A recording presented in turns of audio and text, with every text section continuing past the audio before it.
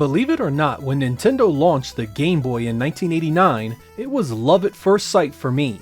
Not having a TV in my room back then meant I was only allowed to play my game systems when my mom and dad weren't watching TV, something that went on well into my ownership of the Sega Genesis.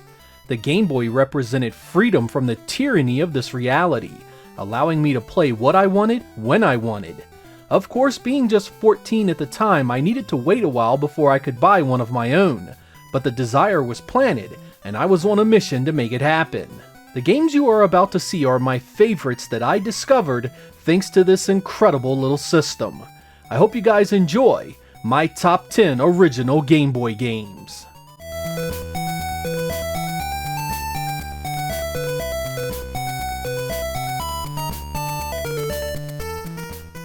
Of course, like a great many people back then, I received the puzzle classic Tetris when I purchased my Game Boy. I had heard words like addictive, accessible, and excellent to describe the game before, but I had absolutely no clue just how powerfully accurate these descriptions actually were. Easy to pick up, instantly playable by anyone, and utterly and completely enthralling. It didn't blow you away in visuals, but this was the rare game that could easily move hardware units on the power of its gameplay alone. Nintendo packing it with the system was nothing short of brilliant, and I spent countless nights playing it before bed.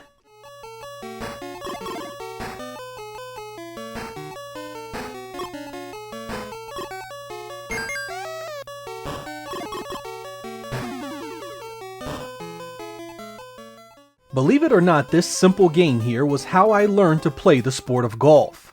I got it as a present and was instantly disappointed that I had gotten the worst sport ever as one of my few games. As many kids did back then, I played what I was given, and before I knew it, the game and the sport had a newfound appreciation from me. Don't let the cutesy Mario-themed visuals fool you though. This is a ruthless game that doesn't hold your hand. You will need multiple hours of gameplay before you begin to properly judge distance, wind, slope of the green, and how to recover from hazards like water, sand, and trees. That challenge came to define the experience, and it's a fantastic game for it.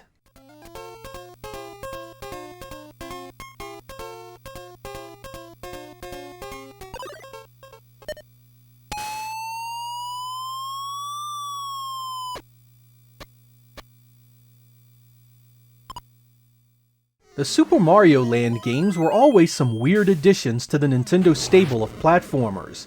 They often felt completely different from the mainline Mario games, though they looked similar in many ways. Wario Land here was the third Mario Land entry, and it is a radical departure from the first two games.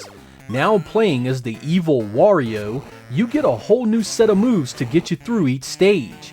It had an overhead world that must be completed similar to Super Mario World, and features large, detailed sprites and excellent music. There are even a bunch of mini-games to mess around with. This is absolutely one of the best not Mario games you'll find, and its replay value is huge even today. A timeless classic that I recommend to everyone.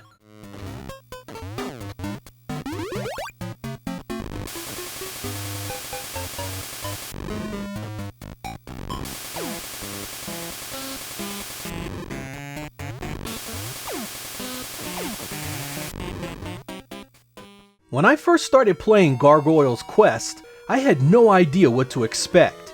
It looked almost like an RPG from what I had seen of it, and the fact Capcom had made it pulled me in. And man, what a great freaking experience it was. This is an action-adventure game that is supported with RPG elements like leveling up, overhead exploration, and being able to converse with the NPCs to progress the story.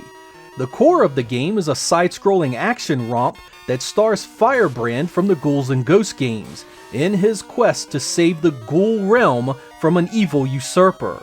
The gameplay is really good here.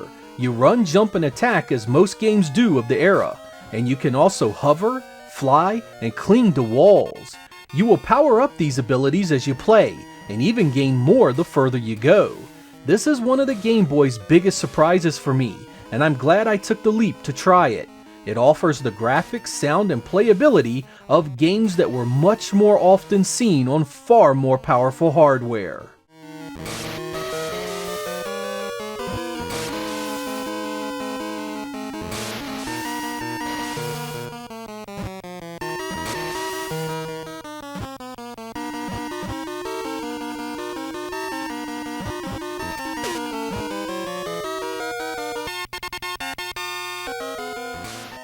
One of the fantastic things about the Game Boy was the continuation of classic and much loved NES franchises.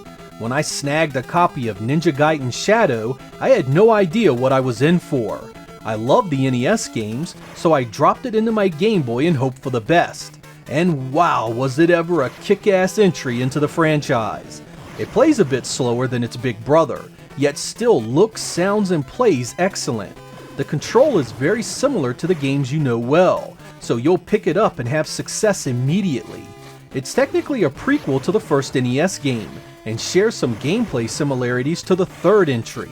Much like those games, you can find potions to heal you, and you have ninja art abilities to help you out in battle. It was initially meant to be a Game Boy version of Shadow of the Ninja, but no matter what you call it, it's an excellent title to have on the go.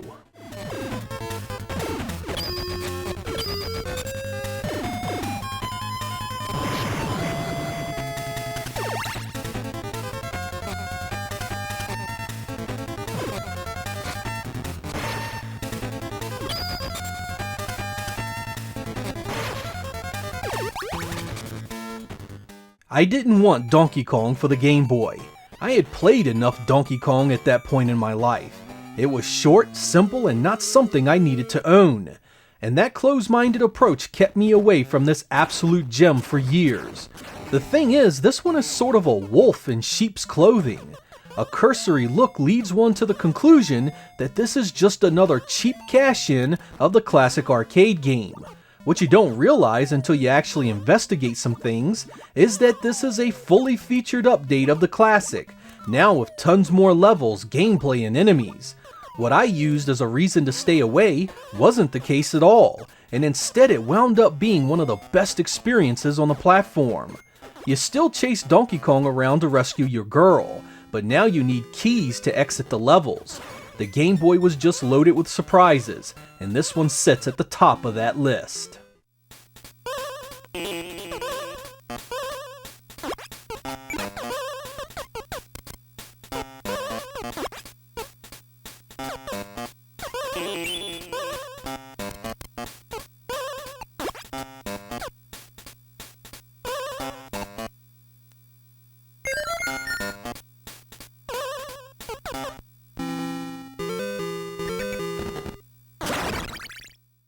Sometimes you hear the expression that less is more.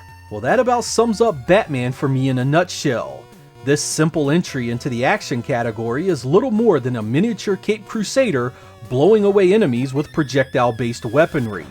You find power-ups, extra lives, and different weapons as you go, but the core experience is as simple as it gets. Fortunately, this was exactly what I needed early on in my ownership of the Game Boy. The simplicity of it lent itself well to a pick-up-and-play title, and you just had to love that brilliant music. Accessibility was the strength of this title, and it's one of my most beloved games on the system.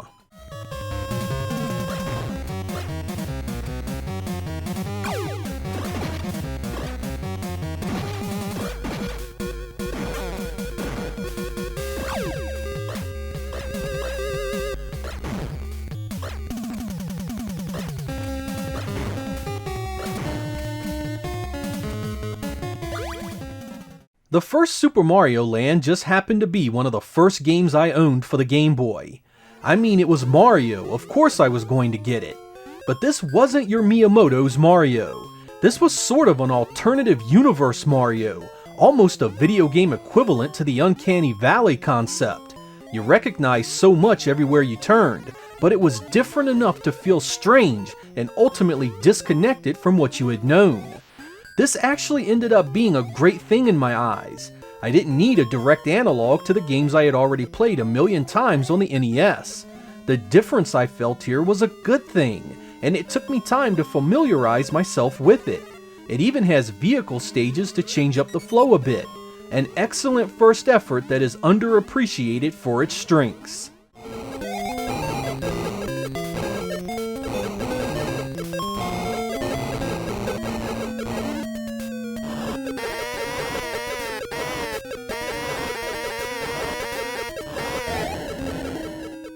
When I found Operation C, I needed it ASAP, and man did I love it from the moment I pressed the start button. This is an entry into the venerable Contra series of run-and-gun platformers. It takes a ton of elements from the first two NES games, including some renditions of its soundtrack. The end result was nothing short of portable gold. This was Contra in every way, shape, and form. Different weapons? Check. Boss fights? Check. Lots of stuff to blow up? Check. It consisted of the traditional side-scrolling levels you know so well as overhead stages that played better here than anything you ever did in Super Contra. Even the visuals managed to look authentic and convey a great sense that you could easily be playing this on the NES. The only downside to this portable classic is the lack of any form of two-player mode, something that had been a Contra staple from day one.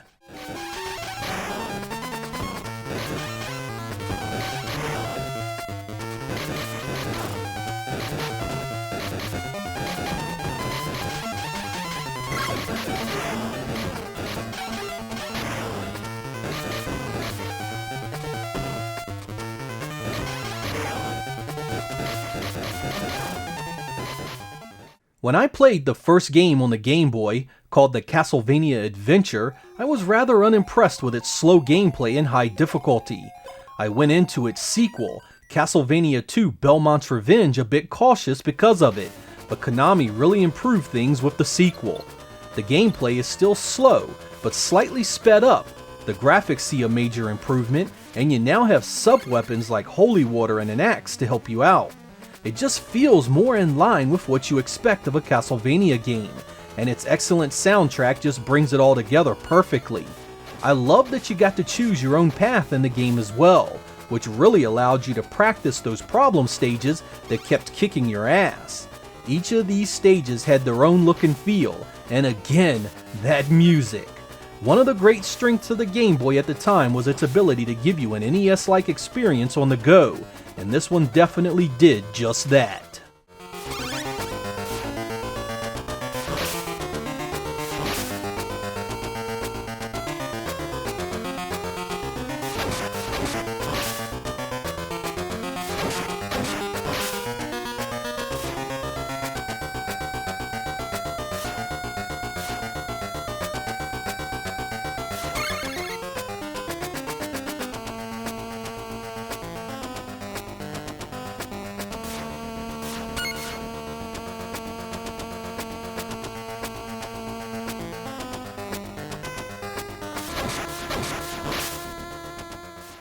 The Game Boy was such a unique system when it came out.